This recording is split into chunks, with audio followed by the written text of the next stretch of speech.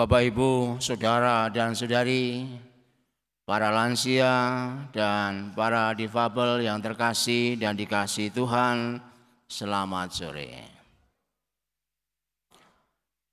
Sabda Tuhan hari ini sangat menarik untuk melihat cinta Allah Bapa kita kepada kita. Oleh karena itu mari kita sejenak menikmati sabda yang menggembirakan ini dalam 3 poin berikut. Yang pertama, kembalinya anak bungsu. Mengapa anak yang nakal itu diperankan oleh anak bungsu? Berarti anak bungsu itu biasanya nakal. Biasanya. Karena biasanya anak bungsu itu manja sebab hidupnya paling enak. Segala perhatian dan kasih sayang orang tua tertumpah kepadanya sebab tidak ada yang lain lagi. Eksesnya adalah jadi boros, sembrono dan tidak mikir panjang. Yang penting suka-suka, pesta pora dan jauh dari orang tua. Namun plot cerita ini menjadi menarik karena si anak bungsu tadi sadar akan kesalahannya, akan keterpurukannya, kemudian ingat bapaknya dan berani pulang ke rumahnya. Demikianlah kita biasanya seperti anak bungsu. Hidup kita dijamin oleh Tuhan. Setiap hari diberi rezeki, badan dianugerahi sehat, dilindungi dari bahaya, dibela dari belenggu setan. Tidak hanya itu, masa depan indah disediakan Tuhan. Untuk mencapainya sakramen diberikan, rahmat dicurahkan, tubuh dan darah Yesus dianugerahkan sebagai bekal perjalanan. Kita sungguh-sungguh dimanja oleh Tuhan. Namun kita seringkali menggadaikan anugerah, menjual kemurahan hati Tuhan, melepaskan iman dan pergi mengikuti kesenangan sendiri. Kita menyangka jauh dari Tuhan itu aman.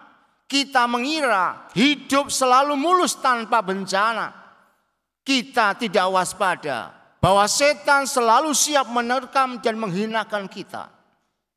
Lewat kisah pada sore hari ini, Yesus ingin kita melihat betapa buruknya hidup tanpa Tuhan. Ia mengajak kita kembali pulang kepada Tuhan. Melalui cerita ini, Yesus menyapa kita supaya kita menyadari diri kita dan kemudian bertobat serta membiarkan dipeluk oleh Tuhan. Yang kedua, kekerasan hati anak sulung. Cerita Yesus kemudian semakin menarik lagi dengan munculnya anak sulung. Begitu melihat adiknya pulang dan dipestakan oleh bapaknya, ia ngambek dan tidak mau masuk rumah. Meski dia selalu hidup serumah, tapi hatinya menahan marah. Walau selalu tercukupi, ia tetap iri hati. Biarpun selalu bekerja keras, hatinya ternyata tidak ikhlas. Ia begitu emosi melihat adiknya pulang dan dibahagiakan kembali. Cerita ini menjadi gambaran paling jelas dengan kita pula.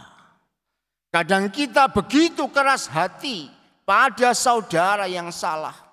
Kita merasa paling keras bekerja, sudah banyak berjasa, tergolong rajin beribadat, kelompok yang dekat dengan gereja dan seterusnya. Akibatnya menjadi berat sebelah, sehingga tidak suka sesama diselamatkan oleh Allah. Untuk memperjelas ini saya mengambil 3 contoh. Contoh pertama. Beberapa kali saya misa arwah hanya dihadiri keluarga. Tidak ada seekor pun dari warga lingkungan yang mau datang dan berdoa. Ketika saya selidiki apa alasannya, Romo, orang yang mati itu selama hidupnya tidak aktif di lingkungan. Mau menyelamatkan orang kok mau ngeliat-ngeliat.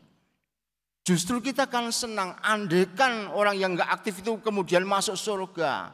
Kan siapa tahu kemudian kita mau nyemplung neraka kemudian diingat oleh dia dan dibawa ke surga. Kita melupakan itu. Contoh yang kedua, saya pernah diprotes keras karena membaptis darurat kepada orang yang hidupnya tinggal sehari. Katanya demikian, itu modus Romo supaya nanti arwahnya didoakan secara Katolik.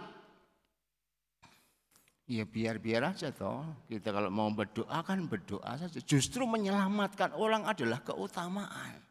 Tapi kita seringkali nggak rela orang itu terselamatkan. Contoh ketiga, saya punya anak buah sebanyak 60 orang kurang lebih. Itu adalah transpuan atau bencong. Mereka bercerita kepada saya. Setiap kali masuk gereja, mental mereka diuji. Dan seringkali juga tidak tahan. Karena begitu mereka datang ke gereja, duduk di gereja, langsung ada ibu-ibu berkata, ada bencong ini. Mereka kemudian merasa sungguh-sungguh terhinakan, sedih dan pulang. Kita ini seringkali merasa sedih, justru ketika saudara kita selamat. Persis seperti anak sulung tadi. Yesus hari ini menyindir kita semua yang rajin ke gereja, yang taat ibadah, yang bekerja keras, tetapi tetap membiarkan hati beku dan dihinggapi benci terhadap sesama yang punya kesempatan bertobat dari dosa dan kesalahannya. Yang ketiga, kerahiman Allah. Anak bungsu tadi pulang ke rumah bapaknya karena yakin akan belas kasih Allah. Atau belas kasih di dalam ceritanya itu belas kasih dan cinta bapaknya.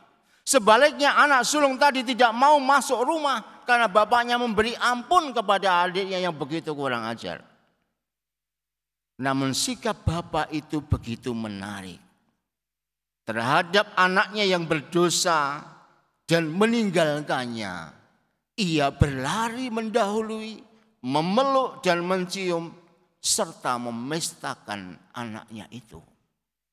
Terhadap anak sulungnya yang kaku, ia keluar untuk menjumpai, merangkul dan meneguhkan dia bahwa segalanya itu juga adalah miliknya.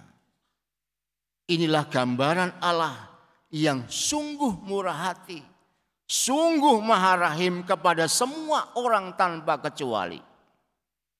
Ia menunggu kita pulang kembali ke rumahnya. Bila kita berjalan satu langkah menuju kepada Dia, ternyata Allah itu sudah berjalan 10 langkah lebih cepat. Hatinya tidak pernah tega kita anak-anaknya ini menjadi binasa. Sebab Allah tahu begitu kita berdosa, kita ibarat mati. Dan ketika kita bertobat, kita dilihat sebagai orang yang hidup kembali. Jadi orang yang mati itu ternyata adalah orang yang berdosa. Tetapi orang yang bangkit kembali, yang hidup kembali adalah orang yang mau bertobat. Sehingga kemudian hati Allah yang maha rahim itu begitu bersuka cita melihat anak-anaknya kembali kepada Dia, kembali ke rumahnya. Terhadap kita yang berdosa, Allah itu bisa menahan amarahnya, tetapi Ia tidak bisa menahan kerahimannya. Oleh karena itu semoga hari ini menjadi hari letare bagi kita. Hari bersuka cita bagi kita. Sebab Allah itu maha rahim. Dan dengan bersuka cita itu membuat kita sekaligus berani untuk bertobat. Dan akhirnya juga menjadikan hati kita sungguh bermurah hati. Teristimewa bagi sesama yang dalam keadaan belum bertobat. Mari kita heningkan diri sejenak.